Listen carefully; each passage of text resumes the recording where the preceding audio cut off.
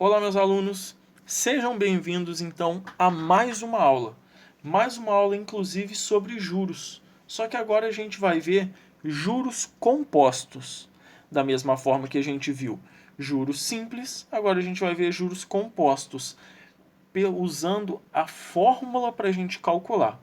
Inicialmente, a gente tinha usado a tabela, né? Então, eu coloquei um exemplo de tabela aí para a gente ver com 8 meses.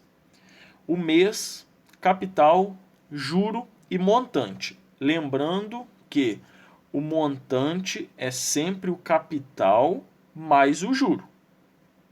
Então, a gente tem aqui uma tabela simples. Lembrando que a diferença do juro simples para os compostos é que no juro simples, o juro é sempre calculado em cima do primeiro capital, do capital inicial. Já os juros compostos, todo mês a gente tem que calcular um novo juro. Por isso que a gente tem, ó, no mês 1 foi calculado 1% de 500, que é o capital. No mês 2 foi 1% de 505, que é o capital do mês 2. No mês 3, 1% de R$ 510,05, que é o capital do mês 3. E assim sucessivamente. Por que a nossa fórmula vai ser muito útil? Imagina que eu tenha aí 20, 30, 40 meses. Ia ser muito complicado a gente fazer de um por um. Então, por isso que a gente vai usar a fórmula. Na fórmula, a gente já vai conseguir calcular direto todos os meses que a gente precisar. Então, ela está aí, ó. Fórmula para o cálculo dos juros compostos. J igual C vezes, entre colchetes, 1 mais I elevado a N, menos 1, fecha colchetes. Sempre lembrando das nossas variáveis. J é o juro, C é o capital, I é a taxa de juro, que deve ser sempre colocado no nosso cálculo em forma de número decimal. Normalmente ela vem para a gente em porcentagem nos enunciados, mas para o cálculo a gente vai colocar em números decimais. E o N é o número de períodos. Esses períodos podem ser dias, anos, meses, trimestres, semestres. Então a gente tem que estar ali preparado. E sempre lembrar desse vínculo. A taxa tem que ter o mesmo período do N. Se os juros forem ao mês, os nossos períodos serão mensais. Se o juro for ao ano, os nossos períodos serão anuais.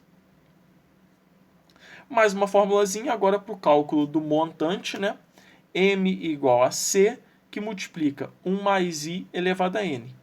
M é o montante, C é o capital. I, a taxa de juros, de novo, a parte mais importante, taxa de juros sempre em números decimais. E N, o número de períodos. Vou colocar um exemplinho, então, para a gente ver como que funciona isso na prática. A gente vai pegar um enunciado, a partir desses valores, a gente vai fazer uma substituição na fórmula e a partir da fórmula a gente vai conseguir fazer o nosso cálculo. Vou ler o exemplo com vocês. Determine o montante obtido para a aplicação de R$ 35 mil a uma taxa de 20% ao ano, por isso que é a A é ao ano, em um período de 3 anos, na modalidade de juros compostos. Se falou juros compostos, eu já coloco o que ele quer ali, né? Que é o montante.